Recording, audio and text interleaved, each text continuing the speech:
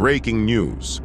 US Air Force, pinaulanan ng misail ngayong gabi ang rebelding grupo sa Yemen. Base sa ulat ng mga opisyal ng US, ang mga missile ay ginawa umano ng barkong pandigma ng US.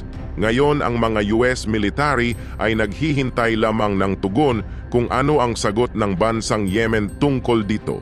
Ayon sa ulat, sinasabing 60 na mga military equipment ang tinarget ng mga missile ng US ang pinasabog ng gabi. Sinasabing ito daw ang unang senyales ng paghihiganti ng US at British. Matapos sinabi ng Yemen militia na hindi sila titigil sa pag-atake sa mga pangkomersyal na barkong dumadaan sa Red Sea. Sinabi noon ni Biden na kung ano ang gagawin nila kung ang pag-atake ng mga rebelde ay hindi titigil. Tinatayang 15% ng global sea trade ang dumadaan sa Red Sea, kasama na dito ang mga supply ng langis. Dahil sa mga nangyayaring aberya sa Red Sea, ang mga ibang kumpanya ay sinasabing humanap ng ibang daan at iwasan ang pagdaan sa Red Sea. Kaya ng gabi ay nagpakawala ang US at British ng mga malalakas na bomba.